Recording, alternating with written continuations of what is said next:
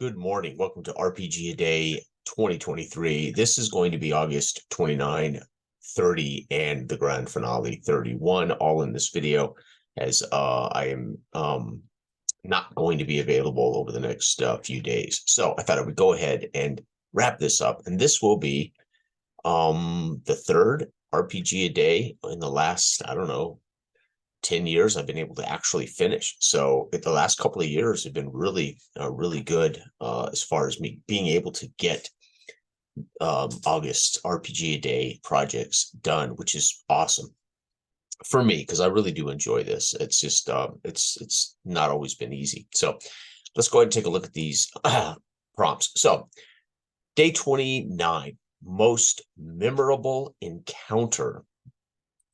Wow. I mean, most memorable encounter.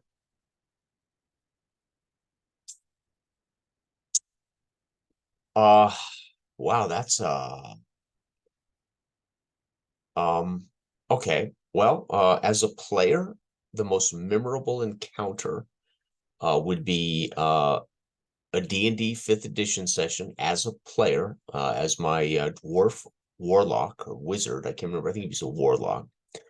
Pre-made character for me by Big Mike over at Teff's Tavern. Big Mike hasn't been around for a while, but I think he's still plays. I'm not certain. It would have been an encounter in a 5th edition session, oddly enough, at a big table. Mike generally had, on average, 7 to 10 players at his table. So and I think the night I played, there was 9 of us. Well, I played more than one night, but the night of this epic encounter. So I've been pretty blunt about how I feel about modern D&D games, from 3 on and, 2.5, whatever, Pathfinder. And 5th edition, of course, is much going for it. But as, the bit of, from my place as a GM and from where I sit as a player in these modern games, it lacks the things that I thought made gaming unique. You make choices and you have to live with them. If you choose a magic user and they don't have a lot of hit points, you have to live with the fact that you can't do much early in the career of your magic user. You have to role play. You have to be brains. You have to be the guy in the party that maybe negotiates. And and the fighter, of course, eventually will be less valuable than the magic user at level, whatever, right? The magic user eventually becomes, so powerful. And that was just the uniqueness of those games. And you were in a way required to role play a little bit more. But Big Mike had a mastery of the 5th edition. I won't just say math, but he had a real mastery of how to conduct dynamic. I shouldn't say has. God for. I hope God Big Mike's not past, has a grasp of the math, a grasp of how to make a dynamic and fascinating encounter, especially when it's ultimately going to be a combat encounter. It's going to be an engagement, or the term encounter. So when I read this August 29th encounter, I'm using a term directly from the Dungeons and Dragons / Pathfinder ideology, right? Which is they have encounters, right? The encounter nights, and you play, the whole night is meant to end in an encounter, right? And Big Mike was a master at it, and Big Mike's just a great GM, great fun. I never ever was bored at Big Mike's table, and I was always having a laugh, always enjoying these sessions. But we had a remarkable combat encounter, and what I liked about Big Mike, because I'm old school, I would bring unorthodox answers to problems, or I would bring unorthodox things to I wouldn't just look at my character sheet and say, hey, this is what I can do.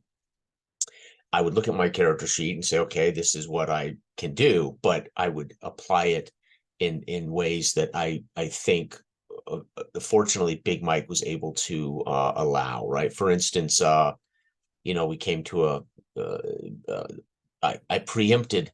I didn't preempt, but we were wading in water. We had to wade down to a portcullis into the water. and lift the gate, and we could hear something in the other room and splashing about. And my character ordered everybody up out of the water, and I used my electricity to actually light up the water before we ever entered the portcullis. And Big Mike allowed, all of that damage to travel through the water, the electrical, because it's conductive, right? So I stuck my, and I literally zapped that water, and all the creatures that were waiting on the other side of that portcullis in that large room, and there was a major enemy, major boss with minions, and many of them were zapped and took severe damage before we ever pulled that portcullis up and entered. Big Mike also knew how to set the challenge level in such a way we were always tactically, regardless of our powers, we were always tactically challenged, and we were strategically challenged.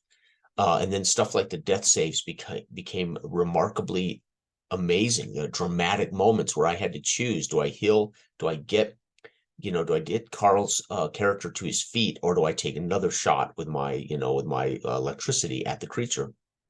And I always felt that we were on our toes, even in a game like 5th edition, where, from my perspective, you were always so OP that it was just always a matter of time. But we had some glorious, glorious encounters with Big Mike's 5th edition games, glorious. And 4th edition, I played in a couple of his 4th edition games. He understood the math. He understood how to make these things dangerous and dynamic and challenge us. And always, again, even as a GM, embracing the modern rule sets would allow my unorthodox ideas to play, right? So I like to negotiate so I preempted obviously a battle with witches and negotiated before the fight ever started.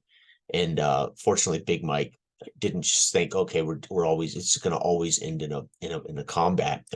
He allowed my character's charisma and ability to charm or bluff, etc., to have an opportunity to come to fruition.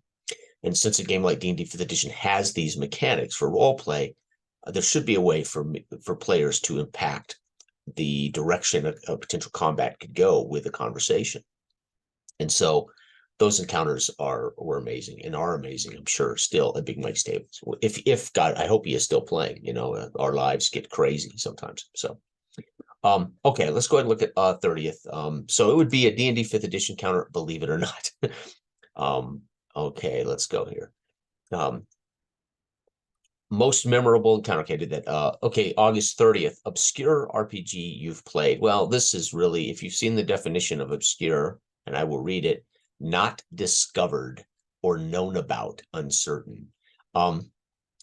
So for me, this is a little bit weird, because I would very often embrace any OSR that came out, and I would purchase it the minute I found them. And so I very often thought I would find unknown or obscure RPGs, and I would share them. For me, it would be the John M. Stater games. I discovered Black Death, and I discovered I can never remember the name of the darn 1970. John M. Stater had all these obscure games that weren't D20 OSRs. They were based on D6s, and they were based on different mechanics, and they were completely different styles of play. And many of those I don't think my contemporaries had yet played, maybe not even yet seen. And every one of them that I did get and I did play and share with my groups, certainly for them, were obscure. The greater community, it's hard to say that, right? It's hard to say that I found something that nobody else in the community had ever heard of. Not in today's world, right? The idea that we find these hidden gems in the world of social media and the world of Kickstarter, etc., that's super, super rare to think you found an obscure thing. But the John M. Stater games for me were a watershed. These were games that I had no idea when I purchased them that they weren't going to be OSR D20s. They were something completely different. And I've been blessed to have a lot of opportunities to try different games, and even with my locals. And I would argue obscure games that weren't readily available. You had to order them from Lulu, had to have them printed and sent to you, and things like that. And they were always they were always affordable options. So the most obscure, very difficult for me, I would say just about any John M. Stater game that wasn't his flagship right? Pen and paper football is another fine example. However, not a role-playing game, right? So that would be my answer. I can't remember the name of the darn, but he had swords and sandals and just some great, great options that weren't D20, right? OSRs. Okay, and let's go ahead and get August 31st. Let's wrap this up this year with a bang. Favorite RPG of all time. I mean, what of all time? God, that's very easy for me, really, when you talk about what I refer to from my childhood the most, the game that was the most inspirational, game I played the most as a kid, the game that brought all of my friends to a table, and we did this thing that you take for granted now. You see in the show like Stranger Things. Well, that was us. This was the birth of the hobby, and we were just kids in a basement, one of us conducting a game, whether it was right or wrong, and our friends having, it would be easy for me to say Moldvay. But if I were to say that my favorite of all time, that is my favorite of all time. I mean, it would be hard not to say Moldvay. However, I haven't technically played Moldvay since I left, and since the first like year of my marriage, in my first home with my wife, we invited everybody over and played a little Moldvay on the pool table, right? We used the pool table and played a little Moldvay, and that was the last time. That would have been like 93, 94. Called everybody together to play a little Moldvay. That's the last time I actually played straight up D&D basic Moldvay. So for me to say it's my favorite of all time, considering I don't run it or play it really, I mean, we are using OSE for the JOF campaigns, but if it was up to me, I wouldn't be using OSE. I would be using something else. But it's not my campaign. It's not my game. So, but I wouldn't personally be using for JOF Old School Essentials, right? Although it is a brilliant remaster of Moldvay.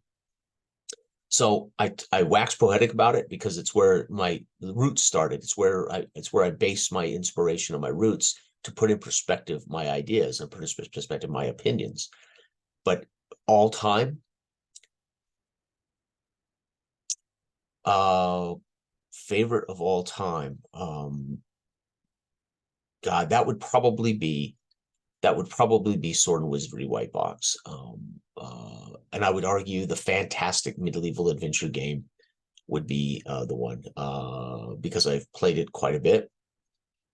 Oh, or Basic Fantasy, Chris Gonnerman's masterpiece, Basic Fantasy. Yeah, if I were to calculate the number of sheer hours in the last 12 years of session time that I have run games, and we have played the longest possible campaigns and sessions. I mean, we had one glorious session go almost 9 hours.